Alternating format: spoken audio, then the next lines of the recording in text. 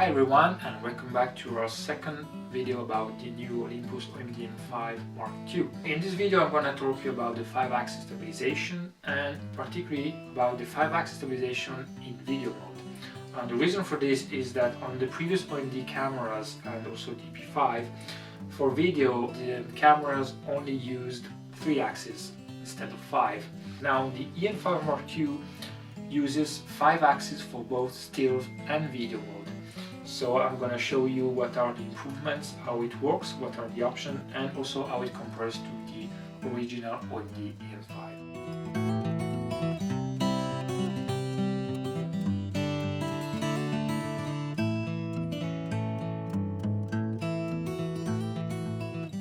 So if we dig inside the menu while we are in video mode, we're going to see 2 options. There's the first option called MIS1, M is for movie, IS is for internal stabilization. So MIS1 will use both the sensor shift and digital shift, meaning that in addition to the 5-axis stabilization, the camera will also digitally enhance the stabilization. The second option only uses the sensor shift, so only use the hardware stabilization. So let's start with a very basic shot, a fixed shot that I recorded with the E-M5 Mkii and the 75 1.8, so a telephoto lens. The first example is of course without stabilization, and as you can see it's pretty shaky. As soon as I activated the 5-axis stabilization, the first option, it is very stabilized, and this is the second option, so without digital stabilization, and is pretty much the same. Here's a second example, a close-up shot of a fountain.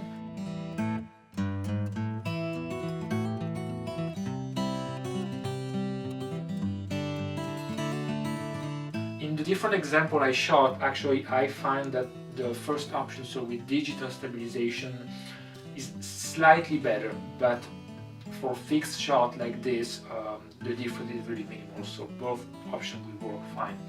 So let's see a third example. Here I am inside a bus, and as you can see there's a lot of vibrations. I'm sitting, so I am in a comfortable position, but the road is bumpy, and without stabilization is really awful. Now if I activate the first option, as you can see, it gets better.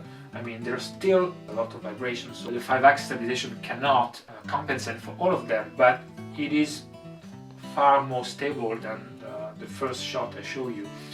And this is with the second option, so without digital stabilization, and as you can see it's even better here also because the bus was going slower. Let's dig further and let's go to another example. Here I'm simply walking with the camera and shooting the scenery in front of me. Again, quick example without stabilization, and here I activate the first option, MIS1, and it gets better. Here you can also notice something, and it's some warping effect that the 5-axis stabilization can produce. Here it's not very visible, but if I show you another example here when I was adjusting my composition, you can see that it can become quite visible and quite annoying, and it will also look like some kind of jello effect. With the first option, I noticed that the warping effect can be more present than with the second option that only uses hardware stabilization. Now in this first example, of course, there's nothing really going on in my image. I mean, I'm just me walking. There's certainly a better way to shoot a scenery like this than walking with the camera.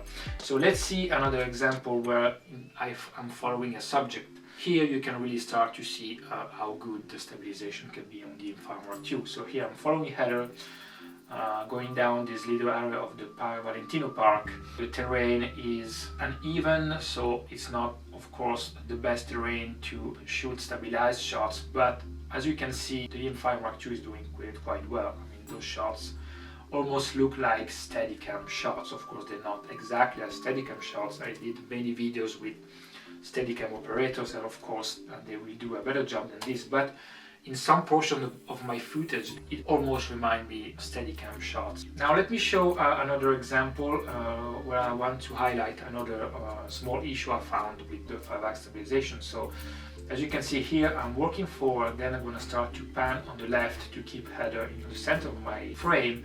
And what happens here, exactly here, is we get a sudden sideways shift.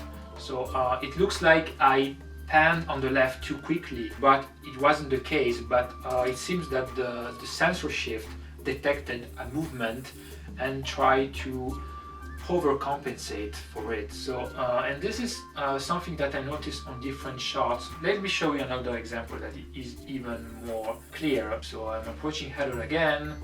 I'm going to start to pan left to keep her at the center, and as you can see right here while she's waving at the camera, there is another sudden sideways shift. Again, the sensor shift kind of exaggerated in correcting the movement to stabilize the shot. After a few attempts, I actually got a nicer result, as you can see here.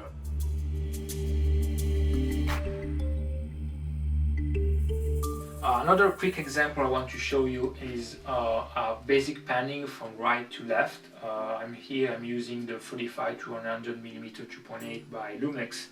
I am at the longest focal length, so 100mm.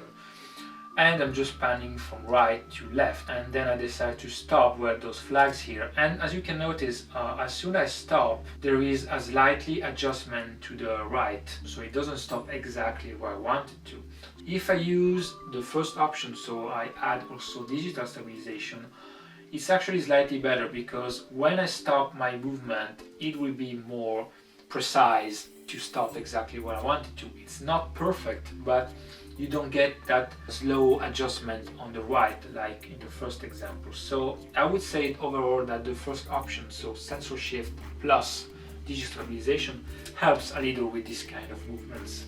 So how can you improve this? Well, you can shoot multiple times so you get better every time, you understand better when to start the movement, when to start adjusting it, and also coordinates what's happening in your scene.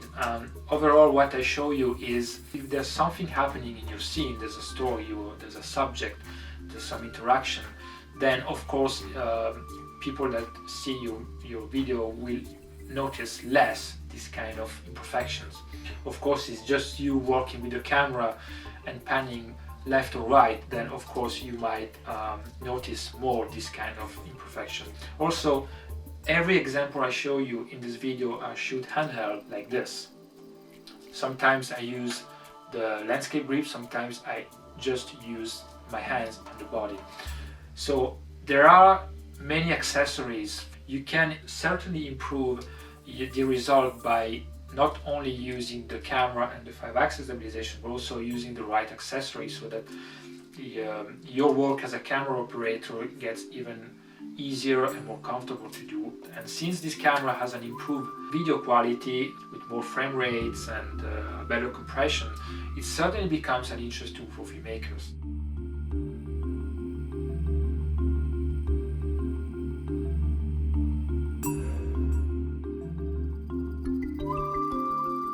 So last thing I'm going to show you is a quick comparison between the original OM-D E-M5 and the E-M5 Mark II. So in the first example, again, very simple, a fixed shot.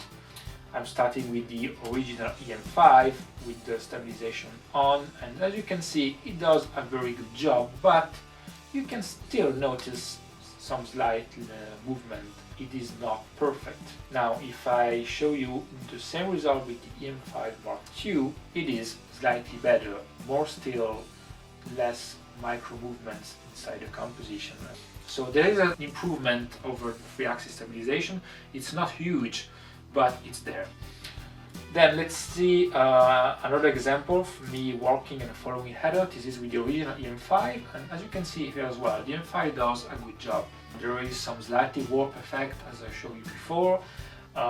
It's not perfect. Of course, you can notice my footstep a little bit, and if you focus on the background, on the buildings on the background, you can see that it's still shaking a little bit. But overall, it's a good result.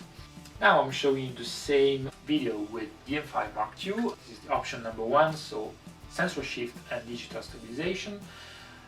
You can notice that when I move a little bit too much with the camera, the 5-axis stabilization tends to react very quick overall. But as soon as I'm more stable myself shooting, the result is quite good, and again I think it's slightly better than the M5.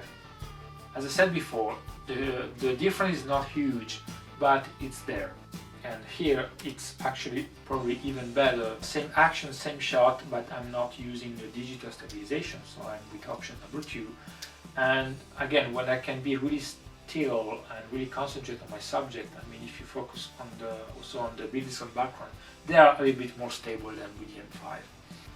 So that's it for this in-depth hands-on review about the M5 Mark II and the 5-axis stabilization in video mode. If you have any question, don't hesitate to ask here on this very YouTube video, or if you go to our website neolesson.com, on the first chapter of our full review about this camera, you can also comment and leave any question. I will try to answer the best I can.